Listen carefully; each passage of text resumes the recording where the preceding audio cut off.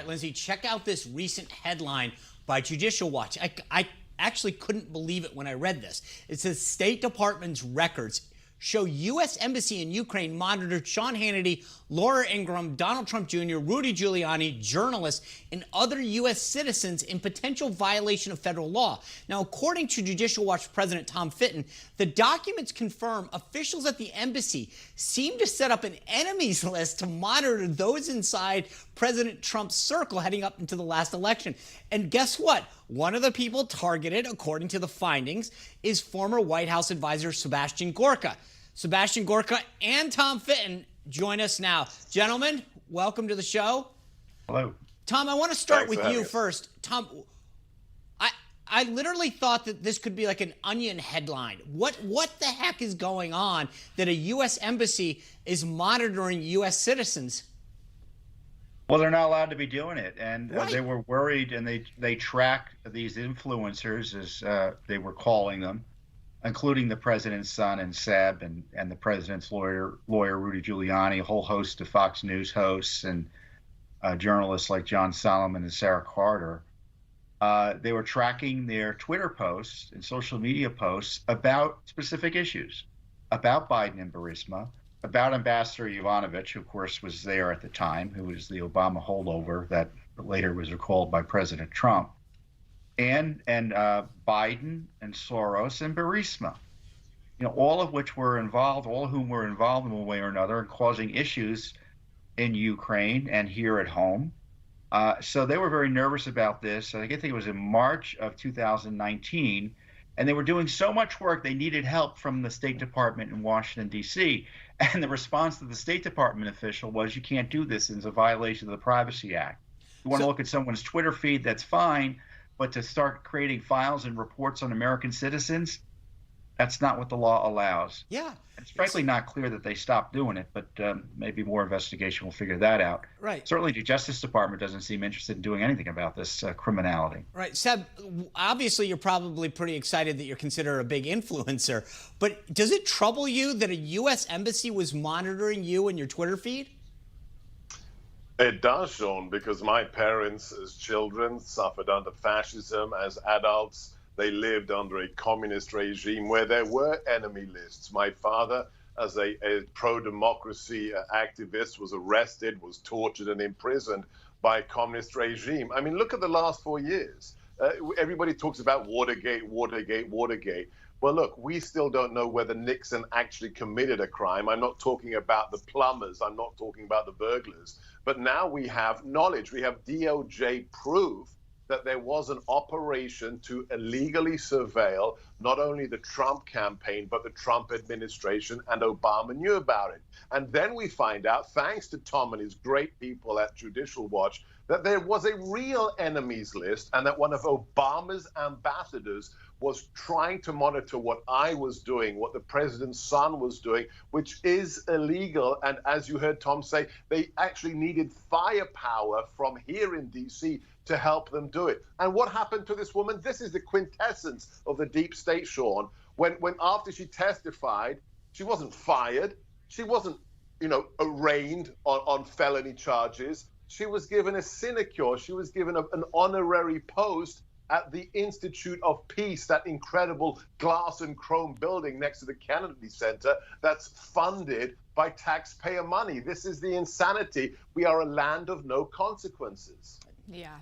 Tom, I want to switch gears just a little bit. The president has been hammering hard the concern over mail-in ballots that they could pose to this election. But of course, the media and Joe Biden said, oh yeah, there's no concern. But look at this, a new report out that over 1,600 uncounted Sussex County ballots, this is in New Jersey, were stuck in a mislabeled bin, just found from a July primary. So I don't know how you can tell me that there's no reason for concern when over 1,600 ballots didn't get counted for that primary at all. How much of an issue is this going to be come November?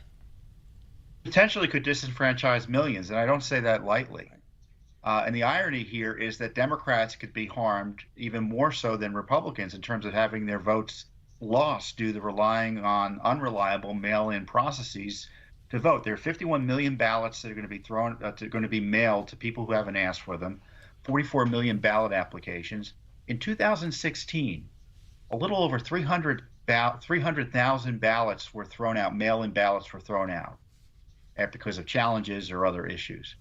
In this primary season already, over 550,000 have been thrown out. So extrapolate that into November, where you're going to have an exponential factor in terms of numbers. Right. You're talking millions of names being disenfranchised potentially. And of course, the left's answer is, if a ballot makes it to a ballot place, no matter how or when, count it, which of course just invites more fraud. My answer is, to ensure your vote is counted, the best way to do it is to vote in person, because otherwise your vote is more likely to be compromised, intercepted, challenged, and thrown out. So concerning. You know, Seb, one of the interesting things is, as well, is we see that Joe Biden, he didn't vote by mail the other day. He voted in person. You think that he would drop his primary vote in the mail to prove his point that, hey, there's no concern here? Well, you'd think, unless you looked at what happened in the Democrat primary recently in New York, it took 6 weeks for the result to be tabulated in one Democrat primary in one district of New York. And even then, the results were contested. And now 80 million ballots are being mailed out. There's no way on God's green earth that we're going to be, forget the fraud, forget ballot harvesting. There's no physical way to count those ballots by the time of the inauguration. And if that's the case, guess what happens? If there isn't a 270 electoral college result for one of the candidates, Nancy Pelosi, the Speaker of the House, becomes the acting president until there is a result. So this is a massive, massive threat to the integrity of our republic. That's why everybody should, what Seb just said, that should be put on like a bumper sticker. This is why you should care. Tom Fitton, one of the things that blew my mind, another great piece of work done by you and Judicial Watch, is this whole issue of top folks working for Mueller having their phones accidentally wiped. I mean, I can barely remember my passcode, and 20 people or whatever suddenly accidentally wiped the phone that they used on this high-profile investigation. Tom Fitton doesn't seem to pass the smell test. It sure doesn't, and it might explain why it is the Justice Department waited a year to give us the documents after we sued. Of course, we began asking for them back in 2018, but it's pretty clear that there was, as I say, a pandemic of wiping going on, lost evidence, destroyed evidence, and here there's more than enough evidence that there could be obstruction of justice. Look, if there was a corporation under investigation and the FBI goes in and the leadership team of the corporation, all their phones are being wiped, what would the FBI do? We already know what they do. Correct. They raid their homes with guns drawn. Yeah. Who's going to raid the Justice Department is what I want to know. Right. And the problem, said Gorka, is that these guys can all say, hey, it was an accident, and there's really no one who's going to investigate the investigators at this point, correct?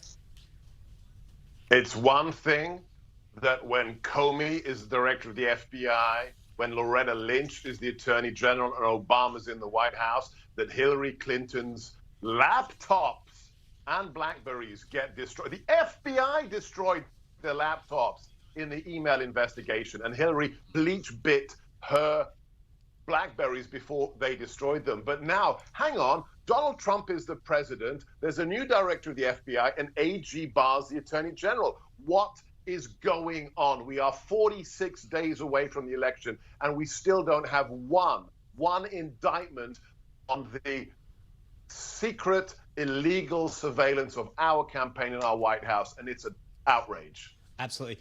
Tom Fitton, I just want to say, I don't think people appreciate what you guys do at Judicial Watch and how important it is to keep people honest and bring things to light. The work that you and Judicial Watch does just allows us to, as citizens, to see what's really happening in our government. And so I just want to say thank you on behalf of so many people for what you do to bring so many people to justice, to expose so many things. So thank you for what you're doing. And I want to remind people what Seb Gorka just said, because that is so important to get, that if there is no winner on Election Day, Nancy Pelosi becomes the acting president. Seb, thank you for sharing that piece of insight with us. It is so crucial. Gentlemen, thank you very much. I appreciate it and hope to have you back soon. Thank you. Thank you, guys. And I second what you said about Judicial Watch. Yeah, great stuff. All right.